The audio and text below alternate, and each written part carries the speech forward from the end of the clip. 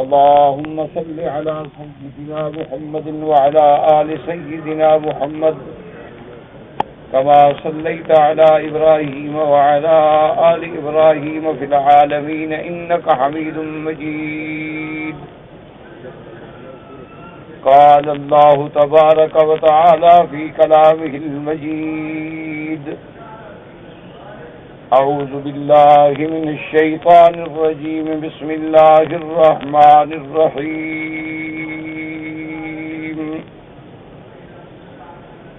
واتقوا فتنة لا تصيبن الذين ظلموا منكم خاصة واعلموا أن الله شديد العقاب. واذكروا إذ أنتم قليل مستضعفون في الأرض تخافون أن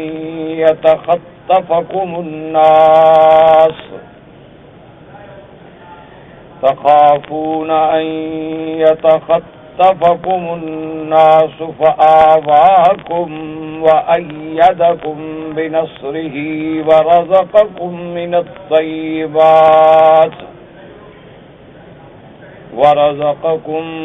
الطيبات لعلكم تشكرون. يا أيها الذين آمنوا لا تخونوا الله والرسول وتخونوا أماناتكم وأنتم تعلمون. واعلموا أنما أموالكم وأولادكم فتنة وأن الله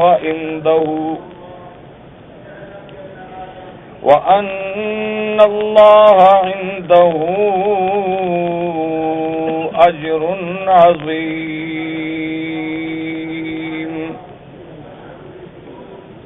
اللہ تبارک و تعالی نے کلام مقدس کی ان آیات مبارکہ میں جو سورۃ الانفال کی آیات ہیں ارشاد فرمایا: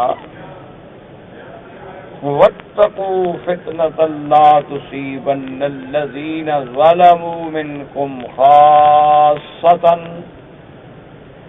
ڈرو اس عذاب سے جو نہیں پہنچے گا تم میں سے صرف ان کو جنہوں نے ظلم کیا، یعنی سب کو پہنچے گا. وَاعْلَمُوا، اور جان لو کہ اللہ تبارک و تعالی جو ہیں شدید العقاب، سخت عذاب دینے والے. اور اس کے بعد اللہ تبارک و تعالی نے ارشاد فرمایا کہ یاد کرو تم جب تم تھوڑے تھے، کمزور تھے، زمین میں ڈرتے تھے کہ لوگ تم کو اچک نہ لیں، پھر اللہ نے تم کو ٹھکانہ دیا، اللہ نے تمہیں قوت دی، اللہ نے تمہاری مدد کی، اور اللہ نے تمہیں پاکیزہ رزق عطا فرمایا، پاکیزہ چیزوں کا، تاکہ تم اللہ کا شکر کرو.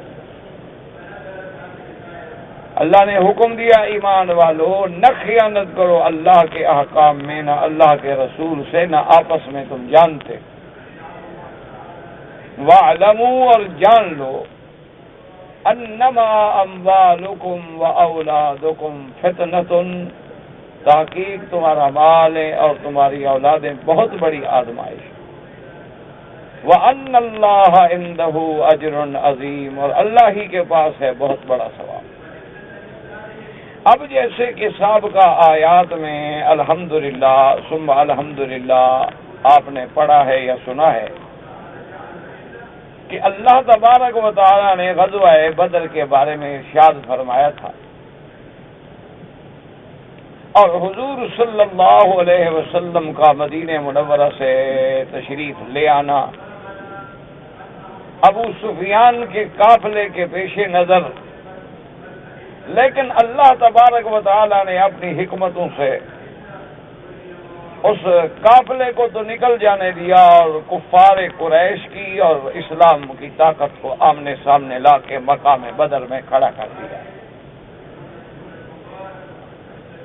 اور اس کے بعد پھر اللہ تبارک و تعالیٰ نے تمہاری دعائیں منظور فرمائیں،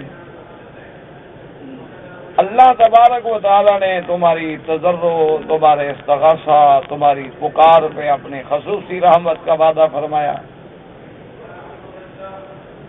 اور اللہ تبارک و تعالیٰ نے اپنے پیارے محبوب سیدنا محمد مصطفیٰ صلی اللہ علیہ وسلم کی نصرت کے لیے فرشتوں کو اتارا، اللہ تبارک و تعالیٰ نے تم پر نیند ڈال کے تمہیں آرام پہنچایا تاکہ تمہاری تھکن دور ہو جائے، اللہ نے آسمانوں سے بارش برسا دی تاکہ تم غسل بھی کر سکو، پی بھی سکو، ظاہراً باطناً پاک ہو جاؤ، اور اللہ نے اس ریتیلے علاقے کو جما کے تمہارے پاؤں بھی جما دیے، اور جو شیطان تمہارے دلوں میں وسوسے ڈال رہے تھے اللہ نے ان کو بھی دور کر دیا۔ یہ ساری نعمتیں میرے اللہ نے ذکر فرمائیں، اور آخر انجام یہ ہوا کہ اللہ نے مسلمانوں کو، سرکار دو عالم اور آپ کی جماعت کو صلی اللہ علیہ وسلم کامیابی سے ہمکنار کیا، اور کفار قریش کو بدترین شکست اور ذلت کا سامنا کرنا پڑا کہ ان کے بڑے بڑے سردار جو تھے 70 مارے گئے اور 70 قید۔ اس کے بعد پھر اللہ نے، اس کو کہتے ہیں ہدایات الہی یا ہدایات ربانی، اللہ کی طرف سے پھر ہدایات، اللہ نے حکم فرمایا کہ تم اللہ اور اللہ کے رسول کی اطاعت کرو، فرما برداری کرو، اللہ اور اللہ کے رسول کے احکام سے کبھی روگردانی نہ کیا کرو، اور اللہ نے فرمایا تم ایسے لوگوں کی طرح نہ ہو جانا جو سنتے ہیں اور کہتے ہیں کچھ نہیں سنا۔ اور پھر اللہ نے ایک مثال بیان فرمائی کہ ان شر الدواب عند اللہ، اللہ کے یہاں سب سے برا جانور زمین پہ چلنے والی مخلوق میں سے وہ ہے جو بہرا بھی ہے، گونگا بھی ہے اور بے عقل بھی ہے۔ کیوں؟ اس لیے کہ اگر بہرا ہے، گونگا ہے، عقل ہو، اشارہ تو سمجھ لے گا نا، جب عقل ہی نہیں ہے تو اشارہ بھی نہیں سمجھے گا، آواز سنتا نہیں، بول سکتا نہیں، اور عقل ہے نہیں کہ اشارہ سمجھ لے، تو نتیجہ ہلاکت و برباد۔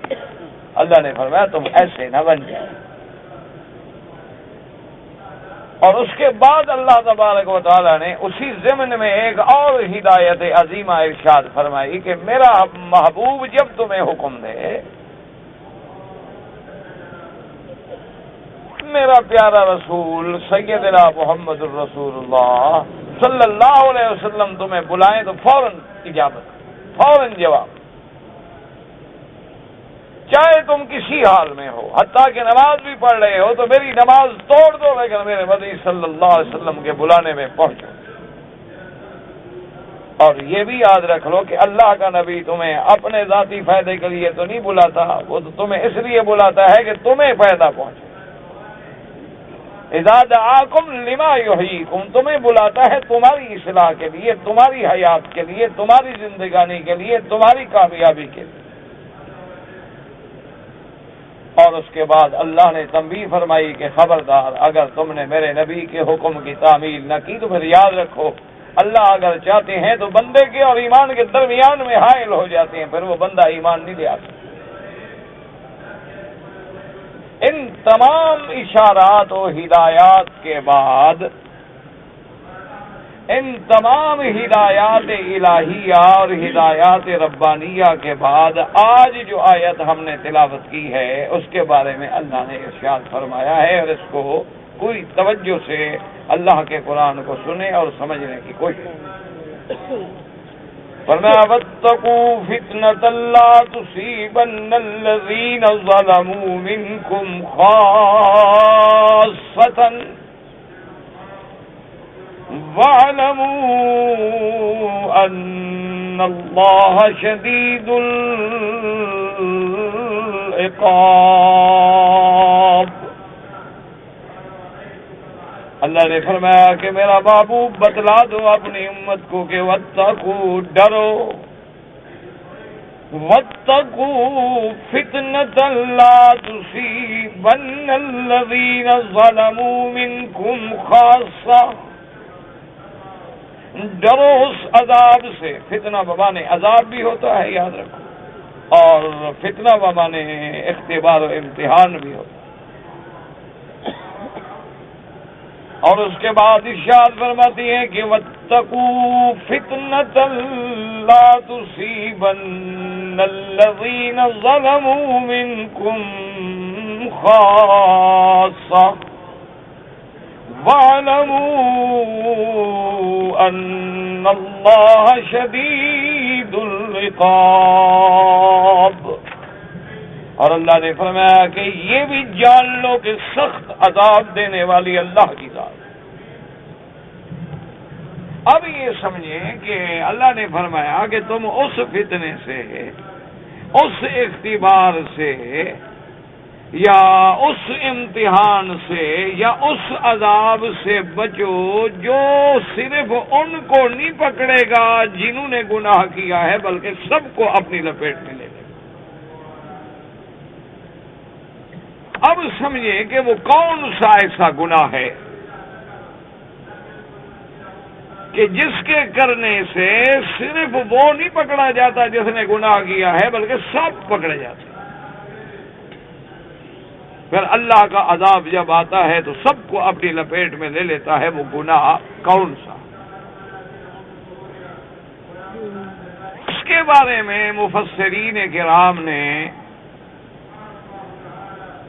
ائمہ محدثین نے، علماء سلف صالحین نے ارشاد فرمایا ہے کہ یہ گناہ ہے امر بالمعروف اور نہی عن المنکر کا چھوڑ دینا. جس دن دنیا میں لوگوں نے، مسلمانوں نے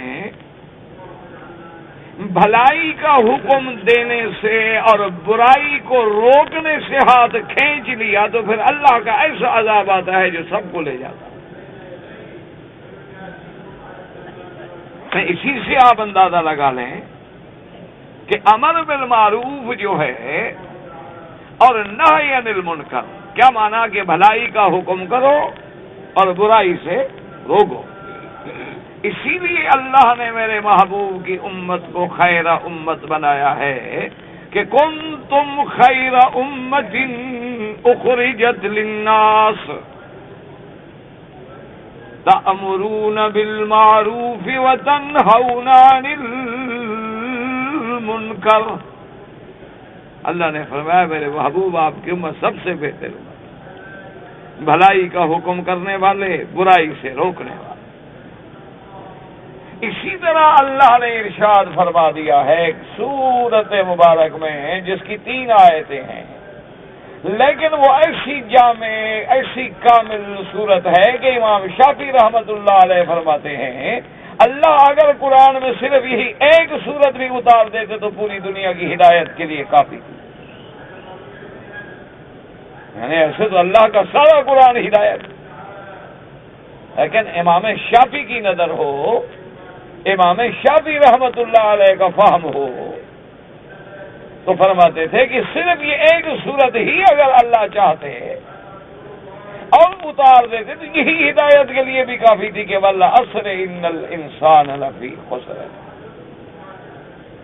اللہ نے قسم کھا کے فرمایا ہے کہ انسان تو گھاٹے میں، الا الذین آمنوا وعملوا الصالحات وتواصوا بالحق وتواصوا بالصبر.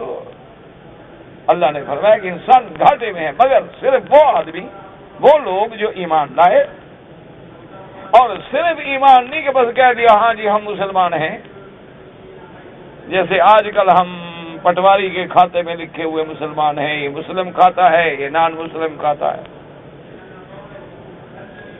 ورنہ اللہ تبارک و تعالی رحمت فرمائے آپ کا جو اعلیٰ طبقہ ہے نا، وہاں جا کے آپ ایک نظر ڈال لیں، آپ کو عند اللہ کوئی فرق نہیں نظر آئے گا کہ یہ مسلمان کا گھر ہے یا کافر کا گھر ہے.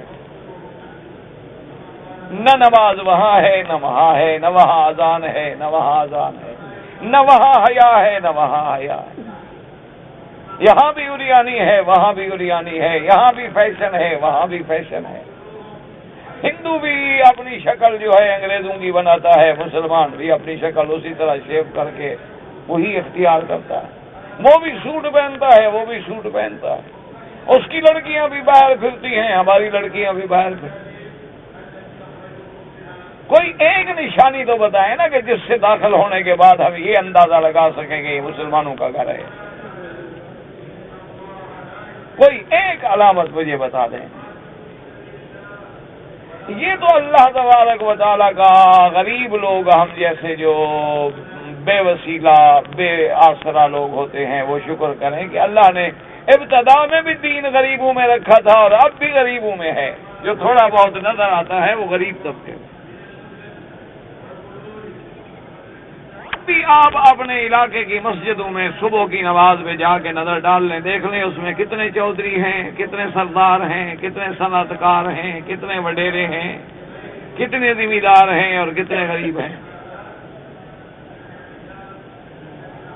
یہ تو معمولی سی بات ہے نا کہ ہر آدمی اپنے اپنے علاقے میں، اپنے محلے میں، اپنے موضع میں، اپنے قریہ میں صرف مسجد میں جا کے نظر ڈال لیں کہ مسجد میں حاضری نماز میں آنے والوں میں کتنے غریب ہیں اور کتنا اعلیٰ طبقہ ہے، اشرافیہ ہے،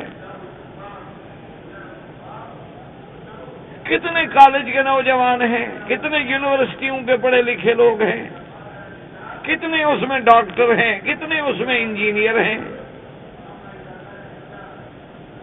اسی طرح آپ اپنے ملکوں میں جا کے مدارس عربیہ، مدارس اسلامیہ کا ایک ملک کے کونے سے دوسرے ملک کے کونے تک خود سروے کر لیں، مدرسوں میں چلے جائیں، کتنے امیر لوگوں کے بچے بخاری شریف پڑھ رہے ہیں، کتنے صنعت کاروں کے بیٹے جو ہیں ان کو یہ بھی پتا ہے کہ ترمذی شریف کے لکھنے والا کون تھا۔ یہ تو خیر بہت دور کی بات ہے، یعنی ان کو صرف یہ پوچھ لیں کہ اسلام اور ایمان میں کیا فرق ہے۔ بڑے بڑے آپ کے یونیورسٹی کے پروفیسر جو ہیں ان سے پوچھ لیں، آپ کبھی پوچھ لیں، تجربہ کر لیں۔ ابھی آپ ان سے پوچھ لیں گے جی اس میں قرآن میں بھی اور حدیث میں بھی لفظ آتا ہے، اسلام بھی آتا ہے، ایمان بھی آتا ہے، احسان بھی آتا ہے، ان تین چیز کا کلمات میں کیا فرق ہے؟ آپ کو اندازہ ہو جائے گا کہ ہمارا اسلام سے کتنا تعلق ہے۔ اس لیے اب دیکھیں دوسری بات، اللہ نے 7 پابندی لگا دی، اِلَّا الَّذِينَ آمَنُوا وَعَمِلُوا الصَّالِحَاتِ، ایمان لائے اور عمل بھی کرے اچھے۔ اگر عمل نہیں ہے تو ایمان کا کیا فائدہ؟ آپ نے دیکھا نہیں ہے کہ درخت آپ لگاتے ہیں، بہت اچھا درخت ہے، آپ کہتے ہیں جی ہم نے کاٹنا ہے، کیوں کاٹ رہے ہیں؟ بڑا خوبصورت ہونے کا، جناب خوبصورتی کو کیا کریں، پھل ہی نہیں آتا۔ اللہ کے بندے رہنے تو ہے تو خوبصورت نا، بڑا تر و تازہ ہے، سرسبز ہے، ماشاءاللہ تنا بھی بڑا مضبوط ہے اور بڑا خوبصورت۔ انہوں نے کہا حضرت خوبصورتی کا ہم کیا کریں، ہم نے کوئی خوبصورتی کے لیے تھوڑا لگایا تھا، جب اس پہ پھل نہیں آتا ہے تو ایسا درخت تو بیکار ہے، یہ تو باقی کوئی سایہ ڈال کے خراب کرے گا، کاٹ دیتے ہو۔ اللہ نے فرمایا تمہارا پھل درخت نہ لائے کاٹ دیتے ہو، میرا بندہ ایمان لانے کے بعد عمل نہ کرے تو میں جنت اس کو ویسے دے دوں گا۔ اتنے شوق سے آدمی اپنے بیٹے کی، اپنے عزیز کی شادی کرتا ہے، اچھے سے اچھا خاندان ڈھونڈتا ہے، اپنی طاقت کے مطابق بیچارہ پھر خرچ کرتا ہے، ولیمے پہ، شادی پہ، دعوتوں پہ، پارٹیوں پہ، اور 1 سال گزر گیا، 2 گزر گئے، 3 گزر گئے، 4 گزر گئے، 5 گزر گئے، جب بچہ نہ ہو تو وہی باپ پھر بیٹے سے کہتا ہے بیٹا آپ کے گھر میں کوئی اولاد نہیں ہو رہی، اس مسئلے کو سوچو، کوئی دوسری شادی کا فکر کرو۔ وہ جو بیچارہ منتیں کر کے بیٹے کو بیاہ لایا تھا، منتیں کر کے رشتے مانگے تھے، بس وہ کہتا ہے جی کیا کریں، آخر عورت ہے، بانجھ ہے، جب بچے کے قابل نہیں تو پھر گھر میں رکھنے کا کیا فائدہ؟ حالانکہ عورت کے قصور بھی کوئی نہیں، بچہ جن عورت کے بس میں اللہ نہ دے۔ اچھا یہ بھی ہوتا ہے کہ مرد ہی خراب ہو، یہ بھی ہوتا ہے کہ دونوں ٹھیک ہوں لیکن مالک نہ دے، یہ بھی قادر ہے اللہ کے 2 کے دی 4 شادیاں کر لو پھر بھی اللہ نہ دے، لیکن ان سب کے باوجود ماں بھی شروع ہو جائے گی، باپ بھی، بہنیں بھی، نہیں بیٹا وہ گھر میں رونق تو نہ ہوئی، نہ اللہ نے بچہ نہ دیا، پھر تیری نسل آگے نہ چلے، تو ایسی بانجھ عورت کو کیا کریں گے ہم؟ اللہ فرماتا ہے جو اس کے بس میں نہیں ہے اس کی تم سزا دے دیتے ہو، کبھی طلاق دے دیتے ہو، کبھی گھر میں اسے بیکار پرزہ سمجھ کے ہمیشہ کے لیے پھینک دیتے ہو، اور میرے پاس آتے ہو کہ صرف ایمان ہے، عمل کوئی نہیں، میں تمہاری عزت کروں۔ ہی وہ بنیادی دھوکہ ہے جو آج دنیا کو اللہ معاف فرمائے گمراہی میں ڈالے ہوئے۔ بس لوگ یہ سمجھتے ہیں کہ ہم نے کلمہ پڑھ لیا بس ایمان کافی، خلاص۔ اسی دھوکے میں لوگ مارے جاتے ہیں اور اسی دھوکے میں لوگ گمراہ کرتے ہیں۔ جی آپ مسلمان ہیں ماشاءاللہ، آپ کلمہ پڑھتے ہیں، سبحان اللہ، آپ تو جناب پہنچے ہوئے ہیں۔ اور جتنے جھوٹے لوگ ہوتے ہیں، مکار ہوتے ہیں، علماء سو ہوتے ہیں، احبار و رہبان سو ہوتے ہیں، وہ لوگ بھی پھر بجائے ہدایت کرنے کے گمراہیوں میں ڈالتے ہیں۔ وہ بھی کہیں گے ماشاءاللہ جی سبحان اللہ، آپ تو ماشاءاللہ وہ اگر 24 گھنٹے میں صرف ایک نماز بھی پڑھ لیں نا، وہ کہیں گے سبحان اللہ ماشاءاللہ کمال ہے جی۔ اب دیکھو جی سبحان اللہ، اب مزہ آ گیا جی، آج جو آپ نماز پڑھی، یہ نہیں پڑھی 4 نہیں پڑھی اس نے، وہ تو کافر ہے، پہلے توبہ تو کرے۔ کسی جگہ مجھے قرآن میں آپ دکھا دیں کہ ایمان کا لفظ آیا ہو اور اس کے بعد اللہ نے اعمال صالحہ کا ذکر نہ کیا ہو۔ ان الذين آمنوا وعملوا الصالحات كانت لهم جنات الفردوس نزلا من كان يرجو لقاء ربه فليعمل عملا صالحا ولا يشرك بعبادة ربه احدا قد افلح المؤمنون الذين هم في صلاتهم خاشعون والذين هم عن اللغو معرضون والذين هم للزكاة فاعلون وعباد الرحمن الذين يمشون على الأرض هونا إذا خاطبهم الجاهلون قالوا سلاما۔ ایک جگہ دیکھتے جائیں، سارے قرآن کو پڑھ لیں، گھر میں جا کے پڑھ لیں، کسی پارٹی میں یا مولوی میں یا ان چکروں میں نہ آئیں۔ اللہ نے آپ کو بھی تو عقل دی ہے، اور الحمدللہ آج قرآن پاک کے تراجم ہر زبان میں موجود ہیں، ان کو گھر میں بیٹھ کے غور کریں، لیکن قرآن ہے، یہ اللہ کا کلام ہے، یہ نہیں کہ بس سر سے بھی پڑھ لیں، نہیں، ایک آیت کو کم از کم 10 دفعہ پڑھیں، 10 دفعہ ترجمہ دیکھیں، پھر ہو سکتا ہے کچھ نہ کچھ تیرے دماغ میں بھی پڑ جائے گا۔ سارے قرآن کو ڈھونڈ لیں کہ کسی جگہ اللہ نے یہ فرمایا ہے کہ بس ایمان اور آگے عمل صالح کا کوئی ذکر نہیں۔ صرف ایمان لانے کے بعد اور اس کے بعد اب دیکھیں کہ صرف عمل صالح نہیں بلکہ پابندی بھی کر دی، وَتَوَاصَوْا بِالْحَقِّ، ایک دوسرے کو تبلیغ بھی کریں، نصیحت بھی کریں، اور جب تواصو بالحق کریں گے، جب حق کا کلمہ کہیں گے، جب حق بات کہیں گے تو ڈنڈے تو پڑیں گے۔ یہ تو ہو نہیں سکتا کہ آپ حق بھی کہیں اور لوگ آپ کو معاف کر دیں، لوگ پتھر تو ماریں گے۔ تو فرمایا تواصو بالصبر، پھر ایک دوسرے کو برداشت اور صبر کی بھی نصیحت کہ اگر حق کہنا ہے تو پھر ذرا جھیلنے کے لیے بھی تیار ہو، یا تو پھر اس کارگاہ عشق میں قدم ہی نہیں رکھنا تھا، اور اگر قدم رکھا ہے، اگر دین کے دائی بنتے ہو، اگر توحید کے سپاہی بنتے ہو، اگر محمد مدنی کی سنت کے فدائی بنتے ہو، تو پھر پتھر تو پڑیں گے، مار تو پڑے گی، دوسرے بھی ماریں گے، اپنے بھی ماریں گے۔ تو اس لیے جناب آپ سمجھیں کہ امر بالمعروف جو ہے پھر اس کے درجات، میرے آقا نے، سرکار دو عالم نے، سرکار دو جہاں سیدنا محمد الرسول اللہ صلی اللہ علیہ وسلم نے ارشاد فرمایا ہے کہ من رأى منکم منکرا فلیغیرہ بیدہ، جو شخص تم میں سے کسی برائی کو دیکھے اور اللہ نے اس کو طاقت دی ہے، ید کا معنی یہ نہیں ہوتا کہ صرف ہاتھ سے جا کے پکڑ لے، معنی ہوتا ہے قوت استعمال کر.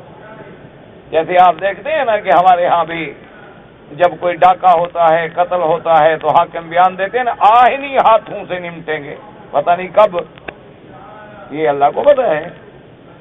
بہرحال اخباروں میں بیان اسی طرح کا ہوتا ہے کہ اب ہم آہنی ہاتھوں سے، لوہے کے ہاتھوں سے، اور جو اللہ نے تجھے ہاتھ دیے ان سے تو تم نے کام نہیں لیا، تو لوہے کے ہاتھ کیا کریں گے، وہ تو ہلتے ہی نہیں.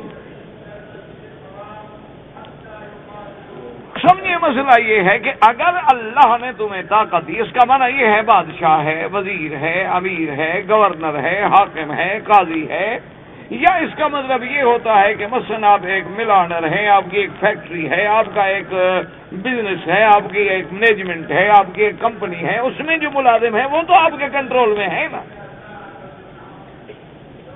جو صبح شام آپ کو جناب سلوٹ کرتے ہیں، جو صبح شام آپ کو سر کہتے کہتے ان کی رات کو نیند میں بھی کہہ رہے ہوتے ہیں سر. عادت جو ہو گئی غریب کی. وہ جب تمہارے اتنے تابع ہیں، اب اگر وہ برائی کرتے ہیں اور تم ان کو نہیں روکو گے تو تم برابر کے مجرم ہو. اگر تمہارا ملازم نماز نہیں پڑھتا ہے، اگر تمہارا ملازم اعمال صالحہ نہیں کرتا اور برائی کرتا ہے اور تم نہیں روکتے ہو، تم برابر کے مجرم. تو اس کے بعد میرے آقا نے فرمایا کہ دوسرا درجہ یہ ہے کہ فَإِن لَّمْ يَسْتَطِعْ فَبِلِسَانِهِ، اگر تم برائی کو روکنے کی قوت نہیں رکھتے ہو، طاقت نہیں رکھتے ہو، تم اپنے اقتدار سے یا اپنے زور سے نہیں بدل سکتے ہو، تو اپنی زبان سے تو برائی کو برائی کہنا سیکھو. کم از کم اللہ تمہیں اتنی تو جرت دے کہ زبان سے کہو کہ یہ غلط کام ہے. اور فرمایا اگر اتنا بھی نہیں ہو سکتا تم سے، تم زبان سے بھی نہیں کہہ سکتے ہو، فَبِقَلْبِهِ، فرمایا پھر دل میں تو برائی کو برا سمجھو.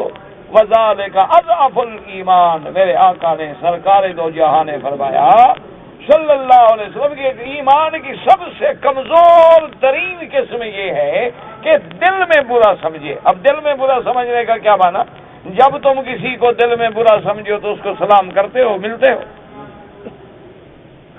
جب تم کسی کو دل میں برا سمجھو تو اس کے گھر میں جاتے ہو، اس کا کھانا کھاتے ہو، اس کے ساتھ محفلیں کرتے ہو.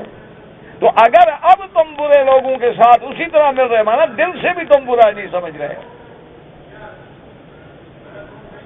اگر دل سے برا سمجھتے تو کم از کم دور تو ہو جاتے نا.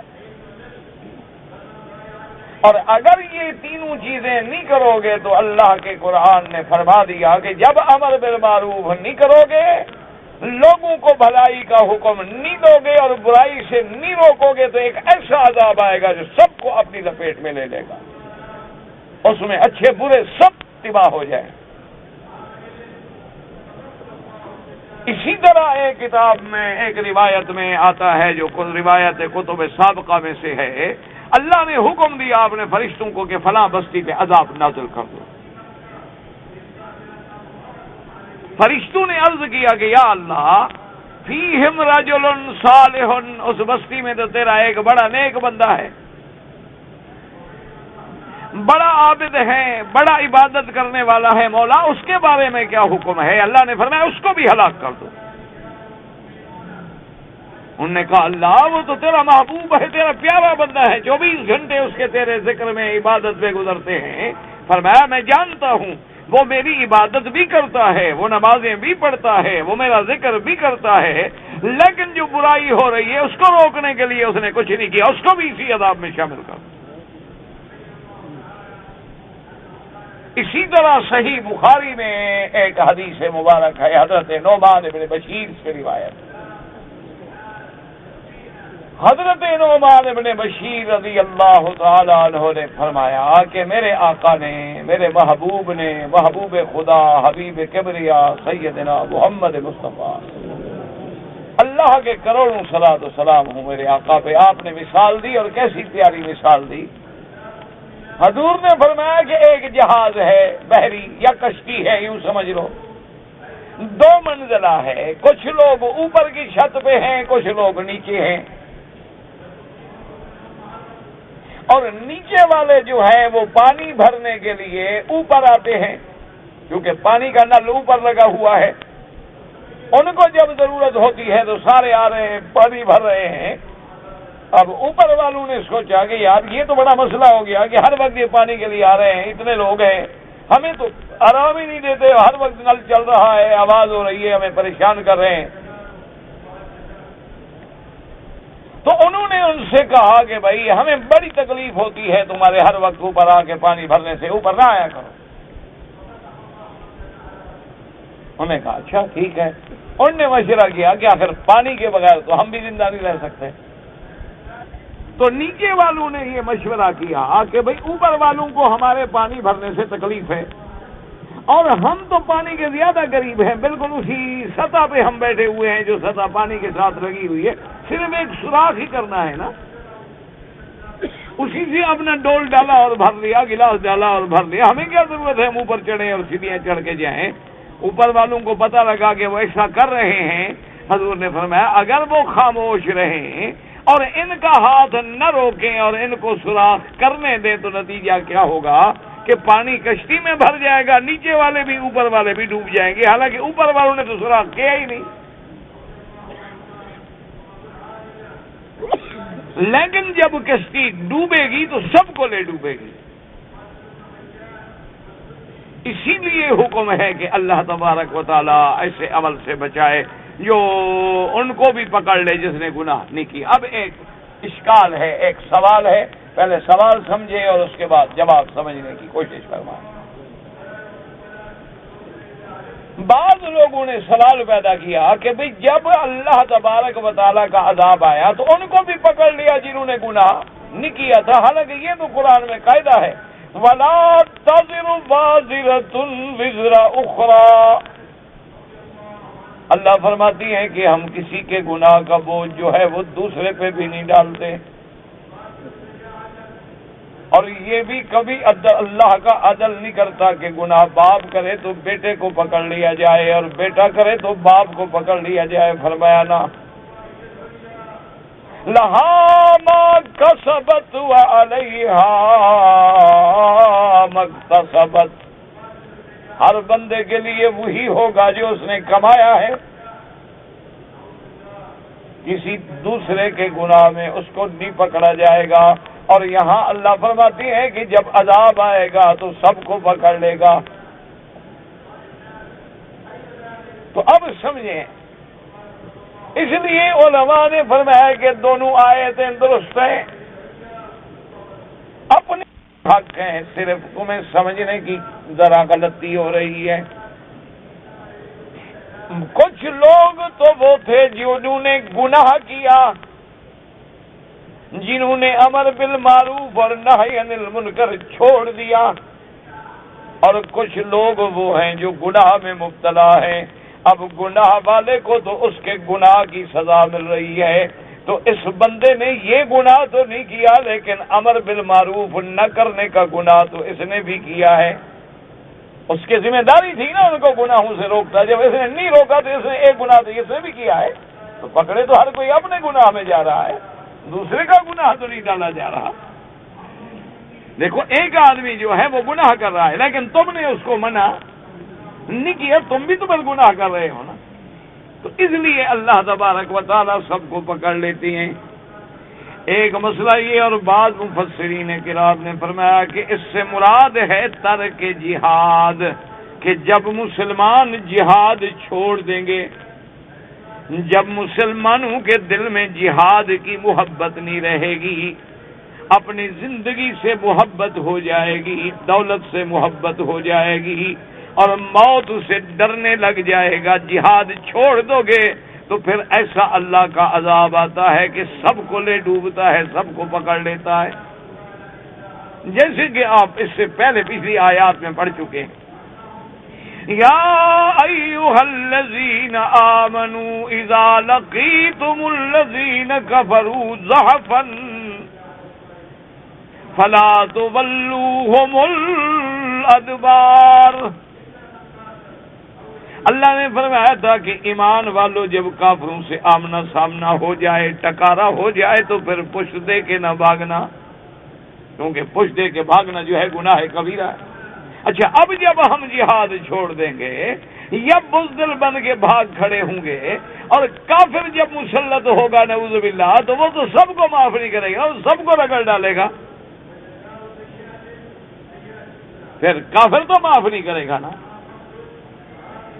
کیوں؟ دشمن جب آ گیا پھر اس کو کیا کہ یہ کون ہے اور یہ کون ہے۔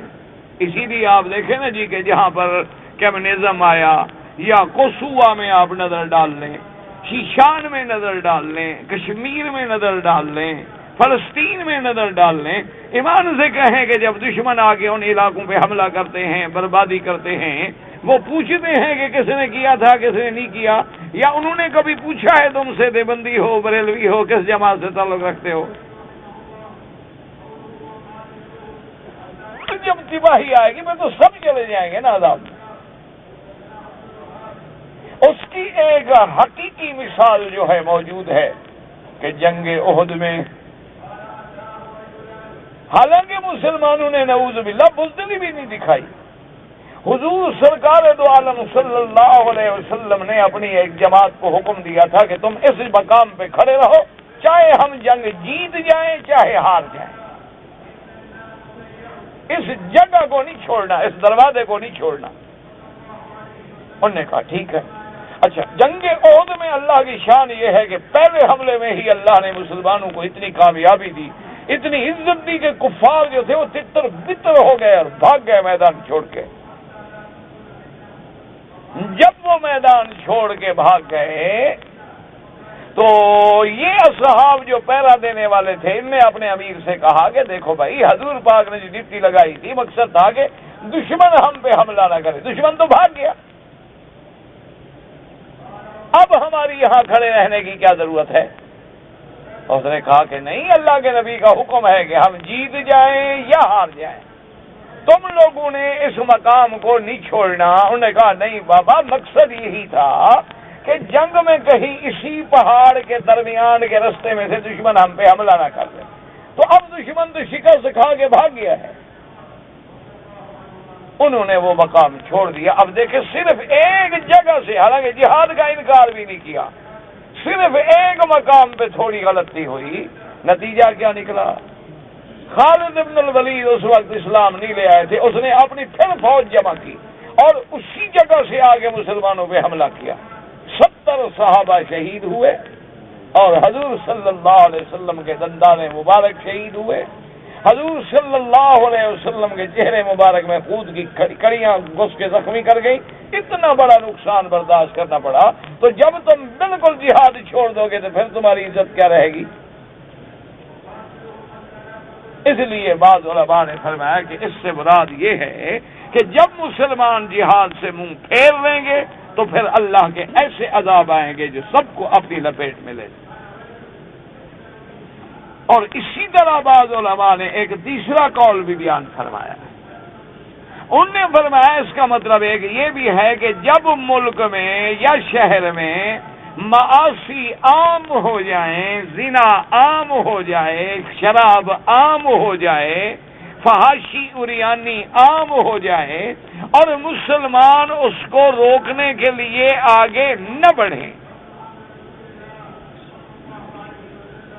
تب مسلمان اس کو روکنے کے لیے آگے نہ بڑھیں اور اس بے حیائی کو نہ روکیں، اس گناہ کو نہ روکیں، تو پھر اللہ ایسے عذاب بھیجتے ہیں جو سب کو پکڑ لیتے ہیں۔ اب ایمان سے ٹھنڈے دل سے اللہ کے کعبے میں بیٹھے ہو، سب سے پہلے تو معافی مانگ لو کہ اللہ ہمیں معافی عطا فرما، ہم خود گناہگار ہیں، اللہ ہمارے سارے گناہ معاف کر دیں۔ ایمان سے ٹھنڈے دل سے دیکھیں کہ آج کل مسلمان ملکوں میں کیا ہو رہا ہے۔ آپ کا ٹی وی، آپ کے اخبارات، آپ کے جرائد، آپ کے رسائل، آپ کے میگزین، آپ کے ڈائجسٹ ایمان سے کہیں دین پھیلا رہے ہیں۔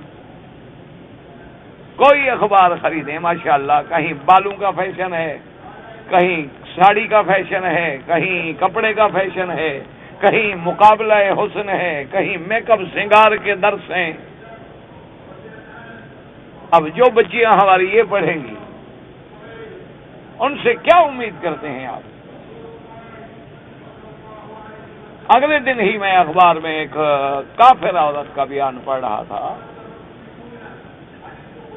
کافر ہے وہ، مسلمان بھی نہیں ہے، کافر عورت کا ایک میں بات یعنی اس کا قول پڑھ رہا تھا۔ اس نے لکھا کہ موجودہ دور میں الیکٹرانک میڈیا نے، مانا یہ ہے کہ ٹی وی وغیرہ نہیں وہ سمجھ رہے، اس نے اس قدر آگے بڑھا ہے کہ اب 7 سال کی عمر کی لڑکی اتنی گھاک ہو چکی ہے اور اتنی جنس کے موضوع کو سمجھ چکی ہے کہ ہم 70 سال کی عورتیں بھی نہیں جانتی تھی۔ یہ انگریز عورت کہہ رہی ہے۔ میں کہا کہ جب ہماری عمر پہلے دور میں 50 سال، 60 سال، 40 سال، 70 سال کی عورتیں ہو جاتی تھی، ان کو بھی نہیں پتا ہوتا تھا کہ مرد بیوی کے کیا تعلق ہیں، کیا چیز ہے، کیا ہے۔ آج 7 سال کی بچی اس سے زیادہ جانتی ہے۔ اس کی وجہ کیا ہے کہ 24 گھنٹے اس کی آنکھوں کے سامنے وہی چیز ہے۔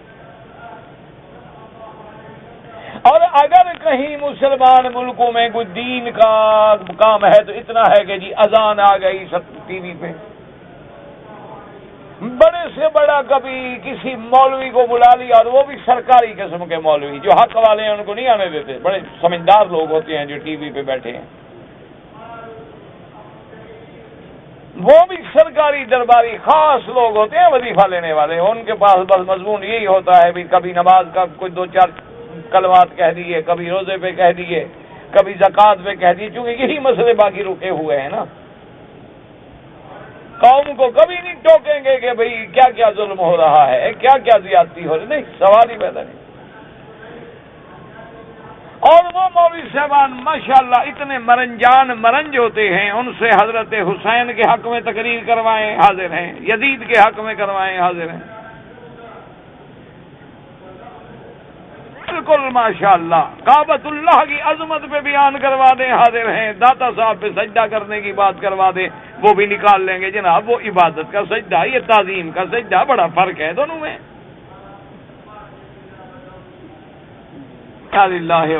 سود کے بارے میں پوچھو کہیں گے جناب بالکل کمال ہے، حضور کے زمانے میں سود جو تھا وہ اضعافاً مضاعفہ تھا، وہ سود جو تھا وہ بڑے آدمی غریب سے لیتے تھے، یہ تو بزنس ہے، بینک دیتا بھی ہے لیتا بھی ہے، یہ تو دونوں طرف سے ہے۔ اور اگر یہ ہم نہ بھی کریں جو تھوڑے بہت زیادہ پیسے، وہ تو اس کا جو ہے انٹرسٹ ہے، انٹرسٹ چارجز ہیں، وہ ربا تھوڑا ہے۔ ان مولویوں سے کوئی پوچھے نا بہت جلدی کہہ دیں گے کہ کتا بھی وہی حرام تھا جو حضور کے زمانے میں تھا، اب تو یہ بادشاہ شیمپو سے نہایا ہوا پاک صاف کتا ہے۔ بہت جلدی بتا دیں کہ اس زمانے میں کتے شیتے گلیوں میں رہتے تھے، گندگی میں پڑے ہوتے تھے، آج کل تو اتنا ہمارا بچہ صاف ستھرا نہیں ہوتا جتنا ہم کتے کو رکھتے ہیں، اس کی شیمپو اپنی ہے، کھانے کا سامان اپنا ہے، پھر اگر وہ کام پہ جائیں اور ان کو سنبھالنے والا کوئی نہ ہو، ان کے لیے باقاعدہ 5 اسٹار ہوٹل ہے کتوں کے لیے، وہاں کتا چھوڑ دیں، پیمنٹ دے دیں، شام کو آ کے اپنا لے لیں۔ وہاں تو فیملی مکمل ہی تب ہوتی ہے کہ ایک میاں ہو، ایک بیوی ہو، تیسرا کتا ہو، فیملی مکمل ہو، کتا نہ ہو تو پھر فیملی آدھی۔ اللہ وَإِنَّا إِلَيْهِ رَاجِعُونَ۔ اب تو مسلمانوں کا یہ حال ہے میرے بھائی، ان کو کب تک ہم روتے رہیں گے؟ تو اس لیے بعض علماء نے فرمایا کہ جب گناہ عام ہو جائیں اور ان کو نہ روکا جائے تو پھر اللہ کا ایک ایسا عذاب آ جاتا ہے جو سب کو اپنی لپیٹ میں لے لے۔ اسی لیے میں عرض کر رہا تھا اب پانی جو بند ہے یعنی کم از کم میں نے اپنی زندگی میں اپنی آنکھوں سے کبھی نہیں دیکھا کہ دریائے سندھ ہو یا اس طرح خشک پڑا ہو کہ دریا پورے دریا میں پانی کا قطرہ نہ ہو. کم از کم میری زندگی میں ایسا واقعہ نہیں گزرا. یہ تو ہم نے دیکھا کہ کبھی چڑھ گیا کبھی اتر گیا، کبھی بالکل طوفان آ گیا، فلڈ آ گیا، اور کبھی دیکھو تو زمین بس تھوڑا سا 1 میٹر کے قریب 2 میٹر 4 میٹر 5 میٹر بہ رہا ہے. لیکن یہ کبھی نہیں دیکھا کہ ریت اڑ رہی اور دریا نظر نہ آئے کہ یہاں کبھی دریا تھا. یہ کم از کم میں نے نہیں دیکھا، آپ لوگوں نے شاید دیکھا ہو. اور اس کو جاری کرنے کے لیے مسلمان ملکوں میں وہ کفر کی رسمیں دہرائی جا رہی ہیں کہ عورتیں سر کے بال کٹے ہوئے ہیں فیشنیبل، اور انگریزی کپڑے پہنے ہوئے سوٹ بوٹ اور مٹکے لے کے کشتی پہ جا کے دریا میں ڈال رہی ہیں، دریا کی نظر عطا کر رہی ہیں. پانی آئے گا وہ تو اللہ کا اور عذاب آئے گا، پانی کہاں سے آئے گا؟ تم نے تو پھر وہی دریائے نیل والی رسمیں شروع کر دی کہ لڑکی ڈالو. لیکن حضرت عمر جو نہ ہوا، اب کون خط لکھے؟ رضی اللہ تعالی عنہ. اب ہے تمہارے پاس کوئی مولوی پیر؟ اب تو بالکل کوئی عمر نہیں رہا باقی، اب تو سب کاروباری ہیں. الا قلیل من عبادی الشکور. کوئی اللہ کے بندے ہوں گے جو چھپے ہوں گے جن کا ہمیں پتہ بھی نہیں ہوتا. کیوں؟ جو اللہ والا ہوگا اس نے کو بزنس کرنا ہے، اشتہار دینا ہے کہ اپنی دکان بنائے. وہ تو اگر اللہ نے اس کو کوئی صلاحیتیں دی ہوتی ہیں تب بھی وہ مٹ کے رہتی ہیں، چھپ کے رہتی ہیں، ضرورت ہی نہیں کوئی کسی کو کہنا ہے. ہاں یہ الگ بات ہے کہ کوئی خوشبو لگائے تو لوگوں کو خوشبو آئے گی، کوئی بدبو لگی ہو تو سب بندے کہیں گے یار بدبو آ رہی ہے، دیکھو تمہارے کپڑے تو خراب نہیں ہیں. اگر عطر لگا کے گزر جائے ہمیں نہ بھی دے تو خوشبو تو ہمیں آ جائے گی نا. جیسے حضور پاک نے فرمایا عطر والے کے ساتھ دوستی رکھو، نہ بھی خریدو گے تو دکان پہ بیٹھے بیٹھے خوشبو کا مزہ تو لیتے رہو گے. اور اگر تم نے کسی لوہے والے سے یا آگ والے سے دوستی رکھی، فائدہ نہ بھی ہو تو چنگاری کبھی اڑ کے تیرے کپڑے بھی جلا سکتی ہے. حالانکہ وہ تمہیں جلانا نہیں چاہتا بیچارہ، تم تو دوستی میں گئے بیٹھے ہو، لیکن وہ کام کر رہا ہے اور اسی میں کوئی چنگاری نہیں توڑ سکتی. اس لیے ہمیشہ یاد رکھیں. تو اس میں لفظ جو ہے وہ عام آ گیا کہ علماء نے فرمایا کہ جب معاصی عام ہو جائیں، جب گناہ عام ہو جائیں تو پھر وہاں اللہ کے عذاب آتے ہیں، اور وہ جب عذاب آتے ہیں تو ساری قوم کو لپیٹ میں لے لیتے ہیں. کبھی اللہ پانی بند کر دیتے ہیں، کبھی ہواؤں کے طوفان بھیج دیتے ہیں کہ چھتیں اڑ جائیں. پانی پینے کو نہیں ملتا، چھتیں بھی اڑ گئی. اللہ تبارک و تعالیٰ نے اس آیت میں یہی فرمایا ہے کہ خبردار ڈرو ایسے وقت سے، ڈرو ایسے اعمال سے جن کی وجہ سے عذاب آئے تو تم سب کو اپنی لپیٹ میں نہ لے لے. دعا کریں اللہ ہمیں بھی اور ہر مسلمان کو ہر ملک میں عذاب سے بچائے. اور پاکستان کے لیے بھی دعا کریں کہ اللہ پاک وہاں رحمت کی بارشیں برسا دے. بنگلہ دیش میں بھی علماء پہ بڑا مشکل وقت ہے، دعا کریں اللہ ان کی مدد کرے. فقیر علماء، مدارس والے، مساجد والے، اب جو بھی دین والا ہے وہ ہر جگہ امتحان میں ہے. بس ہم ان کے لیے کچھ نہیں کر سکتے، دعا تو کر سکتے ہیں لیکن اللہ ان کی مدد کرے. اللہ تبارک و تعالی حق والوں کی مدد فرمائے. اللہ تبارک و تعالی ہمارے گناہ معاف کر دے. دعا قبول کرانے کے لیے کوئی عمل بتائیں. بالکل بڑا آسان عمل ہے. حلال کھانا شروع کر دو، سچ بولنا شروع کر دو، دعائیں قبول ہوں گی، زبان سے نکلے گا، کام ہو جائے گا. بالکل آسان عمل ہے. کوئی وظیفہ پڑھنے کی ضرورت نہیں، کوئی ایک ٹانگ پہ کھڑے ہونے کی ضرورت نہیں ہے. بالکل آسان عمل ہے کہ آج سے فیصلہ کر لو اللہ کے کعبے میں کہ میرے اندر حرام رزق نہیں جائے گا، اور پہلے کی توبہ کر لو. اور میں کبھی زبان سے غلط بات، جھوٹ نہیں بولوں گا، غلط نہیں کہوں گا، گناہ کی بات نہیں کروں گا. صرف 15 دن کا روزہ رکھ تجربہ کر لو، بس جو دعا مانگو 1 منٹ بھی نہیں لگے گا. یہی تو وجہ ہوتی تھی نا کہ حضرت بیٹھے ہیں اور ساتھی آئے، انہوں نے کہا حضرت لشکر کے لیے پانی نہیں ہے علی الحضرمی، تو بڑی پریشانی ہے. آپ نے فرمایا کوئی پریشانی کی بات نہیں. کہا جی پریشانی نہیں, آگے بھی 100 میل تک پانی نہیں ہے اور لشکر کے پاس بھی پانی نہیں. فرمایا کوئی پریشانی نہیں. اسی وقت آپ نے تیمم کیا, 2 رکعت پڑھی, یا علی یا عظیم یا حلیم یا حلیم, یا علی یا عظیم یا علیم یا حلیم, بس 3 دفعہ کہا اللہ اپنی رحمت سے بارش عطا فرما. تو کہتے ہیں ابھی ہاتھ نیچے نہیں گئے بارش آ. ابھی کا چند دن پہلے میں نے اخبار میں پڑھا تھا, اللہ عالم مجھے اس بزرگ کا نام بھول گیا, کہ لوگوں نے انہیں مجبور کیا, بڑی انہوں نے دعائیں مانگی بارش نہ آئے. تو کوئی ایک اللہ کے بزرگ تھے, عالم تھے, فقیر تھے, وہ ان کے پاس لوگ گئے, جی آپ چلیں دعا مانگیں. بہرحال انہوں نے کہا بھائی میں کیا, آپ سب لوگ مانگ آئے ہیں. انہوں نے کہا حضرت نہیں آپ مہربانی کریں, بارش کا مسئلہ بڑا مشکل ہو گیا ہے. تو انہوں نے کہا کہ اچھا ٹھیک ہے دعا مانگنے چلتے ہیں, پہلے گناہوں سے توبہ کر لو پھر چلتے ہیں دعاؤں میں. خیر توبہ کر لی. انہوں نے کہا اچھا ایسا کرو بھائی میں تو معذور آدمی ہوں, تو کوئی سواری کا تو انتظام کر لو. اس زمانے میں گھوڑے شوڑے ہوتے تھے, گھوڑا ہو گیا, کوئی گدھا ہو گیا, کوئی ایسی چیزیں, کوئی کاریں شاریں تو تھی نہیں. تو انہوں نے کہا حضرت سواری کی کیا ضرورت ہے, یہاں تک تو جائیں گے تھوڑا سا فاصلے پر. فرمایا نہیں بابا تم سواری کا انتظام کر لو, جب دعا مانگے بارش جو آ جائے گی, میں بوڑھا آدمی پانی میں کیسے آؤں گا. یہ تھا اللہ پہ یقین. گئے دعا مانگی, بارش شروع ہو گئی, گھوڑی پہ چڑھ کے آئے.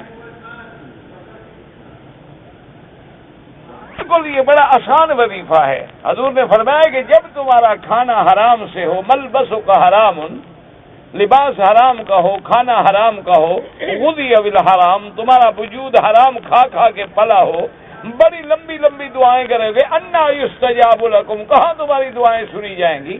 یہ جو ہمارے کبھی چھوٹے موٹے کام ہو جاتے ہیں یہ ہماری دعاؤں سے نہیں ہو رہے, یہ اللہ کی رحمت سے ہو رہے ہیں. کہ اللہ نے جیسے حضور نے فرمایا کہ ترزقون بضعفائکم, تم ان غریب لوگوں کی وجہ سے تمہیں رزق مل رہا ہے. کبھی کسی چیونٹی کی وجہ سے بارش آ گئی, کبھی کسی کیڑی کی دعا اللہ نے سن لی, پانی آ گیا تو ہمیں بھی مل گیا, ورنہ ہمارا حال پورا سنا ہے. وظیفہ بس یہی ہے, عقل حلال صدق مقال. اگر مجھے مصیبت ہے, تکلیف ہے, بے روزگاری ہے, اور میں چاہتا ہوں کہ میں روزے رکھوں تاکہ اللہ میری مشکل حل کرے. نفلی روزے ہیں, بالکل رکھو, 2 رکھو, 3 رکھو, 4 رکھو, 10 رکھو, جتنا اللہ توفیق دے. اگر ایک آدمی امام ہے لیکن اس کی شریعت کے مطابق داڑھی نہیں ہے, تو اس کے پیچھے نماز پڑھے. میرا بھائی نماز ہو جاتی ہے, ہر اچھے برے کے پیچھے نماز ہو جاتی ہے. ایک ہے نماز کا ہو جانا, لیکن ایک حکم یہ ہے کہ امام کس کو بنایا جائے. فَلْيَؤُمُّكُمْ أَعْلَمُكُمْ بِكِتَابِ اللَّهِ, امام اس کو بناؤ جو کتاب اللہ اور سنت رسول اللہ کا عالم ہو. فَلْيَؤُمُّكُمْ أَقْرَأُكُمْ, امام اس کو بناؤ جو قاری ہو. تو جب قرآن و سنت کا عالم ہوگا تو وہ داڑھی کیسے کٹائے گا, اور داڑھی کٹانے سے آدمی فاسق ہو جاتا ہے. اس لیے ایسے آدمی کو امام نہ بنایا جائے. اس کا نقصان یہ ہوتا ہے کہ پھر لوگ دیکھیں گے یار وہاں بغیر داڑھی کے امام ہے, چھوڑو یار ہم بھی بغیر داڑھی والا رکھ لیں, داڑھی کیا ضروری ہے. تو نتیجہ یہ نکلے گا کہ آہستہ آہستہ وہ سنت رسول پہ عمل ختم ہو جائے گا. ہمارے ملک میں جنازے کے بعد اسقاط کرتے ہیں, بالکل بدعت ہے. مٹھائی وغیرہ دیتے ہیں, وہ بھی بدعت ہے. اگر ایک آدمی نے پتلون پہنی ہوئی ہے تو نماز جائز ہے, بالکل جائز ہے. لیکن پتلون اتنی ٹائٹ ہو کہ پورا بدن نظر آ رہا ہو تو پھر تو وہ جائز نہیں ہے, کیونکہ حضور نے فرمایا کہ کپڑا اتنا باریک بھی نہ ہو کہ بدن نظر آئے, اور اتنا تنگ بھی نہ ہو کہ ہر چیز الگ الگ نظر آ رہی ہو, ورنہ پتلون سے نماز ہو جاتی ہے. جی ہمارے ملک میں بہت پارٹیاں ہیں, ہم کس کے پیچھے چلیں. اس کا عمل دیکھ لو, جس کا عمل قرآن سنت حدیث کے مطابق ہے ان کے ساتھ چلو. اگر ایک مسلمان مر جائے, اس کے کپڑے غریبوں کو دے دیں تو ثواب ہوگا. ہاں کیوں نہیں ہوگا, بالکل ہوگا انشاءاللہ. تم نے دینا ہی مرنے کے بعد ہے, زندگی میں کب دیتے ہو. ہاں کیا فائدہ, زندگی میں تو تمہیں ضرورت پڑ سکتی ہے نا. جب بیکار ہو جائیں گے دو گے نا. ایک طواف کرنے سے حضور کی ایک حدیث مبارک میں آتا ہے کہ اگر ولد اسماعیل میں سے کوئی غلام خرید کر کے آزاد کیا جائے تو اتنا ثواب ہوتا ہے. تو پہلے تو ولد اسماعیل میں غلام کہاں ہوگا، اور اگر ہوگا تو لاکھوں میں بھی نہیں ملے گا. تو ایک طواف میں آدمی کو اتنا ثواب اللہ عطا فرماتے. چھوٹے بچوں کے لیے طواف کر سکتے ہیں، کوئی ضروری نہیں، آپ طواف کریں، ان کے لیے دعا کریں، اللہ بڑا کرے، ان کو نصیب کرے. 8 مہینے ہو گئے ہیں، 2 سال کے ویزے پہ آیا ہوں. میری شادی کو 15 مہینے ہو گئے ہیں. بیوی مجھے کہتی ہے جلدی آ جاؤ، بھائی کہتے ہیں نہ آؤ. بھائیوں کو تو پیسے چاہیے نا، تم جاؤ بیوی کا حق ادا کرو. یہ نہ ہو کہ بھئی پیسے کماتے کماتے عزت بھی کما بیٹھو. سجدہ سہو جب غلطی واجب چھوٹ جائے نماز میں کرنا چاہیے.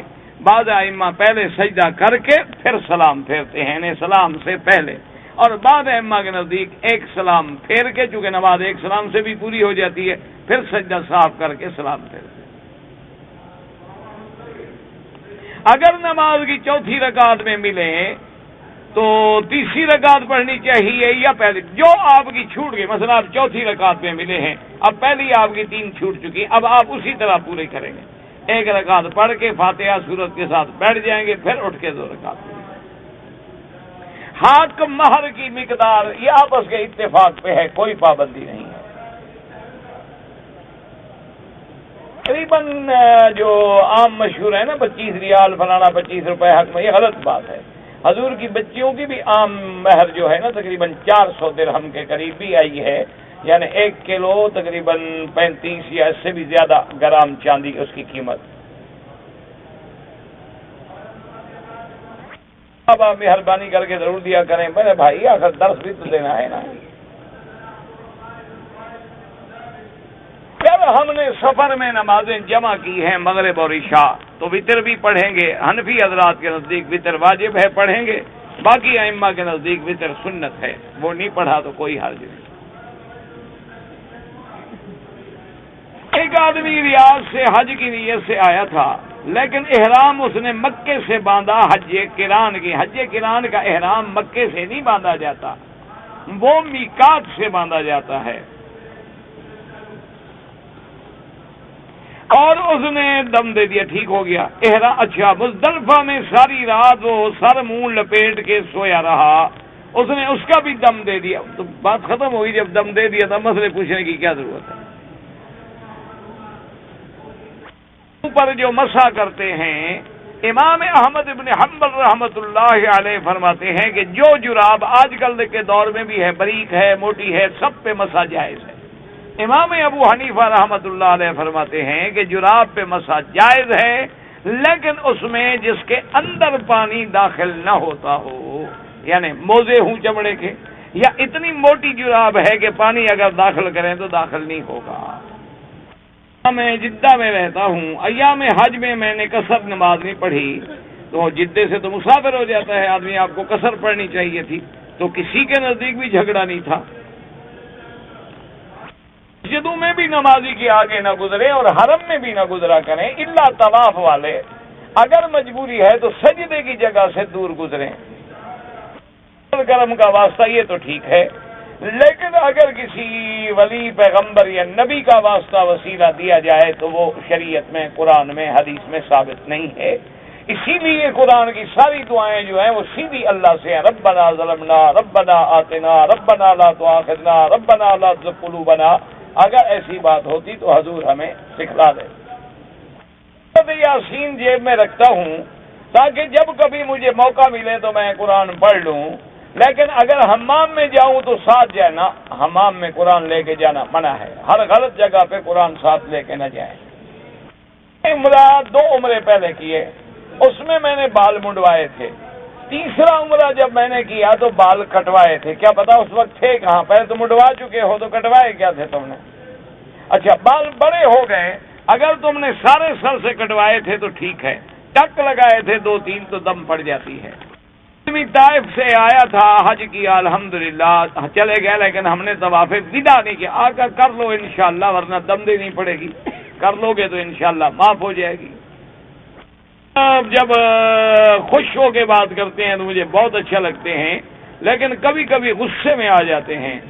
وہ اصل میں بھی کیا کروں بابا، ہماری قوم ایسی ہے، بلوچ قوم جو ہے نا بڑی خناس قوم ہوتی ہے، تو کبھی کبھی وہ اندر کی جاہلیت تو نکل آتی ہے نا باہر، چاہے آدمی لاکھ مولوی بن جائے، تو وہ میری مجبوری ہے، معاف کر دیا کریں۔ پہلے کیا تھا پاک پٹن بہشتی دروازے سے گزرا تھا، اللہ کے بدلے اچھا ہے کہ آپ کہیں دعا کریں گناہ معاف کر، توبہ کر لے، بس کوئی بہشتی دروازے اللہ جانتے ہیں کون بہشت میں جائے گا کون نہیں۔ وما تدری نفس ماذا تکسب، ہمیں تو یہ بھی پتہ نہیں کہ کل کیا ہوگا اور موت کہاں آئے گی، جنت جہنم تو ویسے اللہ کے علم، کسی کو کیا پتا۔ میرے بھائی اگر ایسے دروازے ہوتے جس سے گزرنے سے آدمی جنتی ہو جاتا، نہ نماز پڑھے نہ روزہ رکھے، بہشتی دروازہ گزر جائے، کوئی جنتی ونتی نہیں ہوتا، پھر وہ سب سے پہلے مکے میں ہوتا یا مدینے میں ہوتا۔ یہ سب لوگوں نے اپنے کاروبار بنائے ہیں۔ اشراق نماز کے لیے 4 رکعت 2 رکعت کر کے پڑھیں۔ جنگ بدر میں اکثر صحابہ پیدل تھے، بالکل ان کے پاس سواریاں نہیں تھی، چند ایک اونٹ تھے اور گھوڑے تھے، ایک گھوڑا تھا۔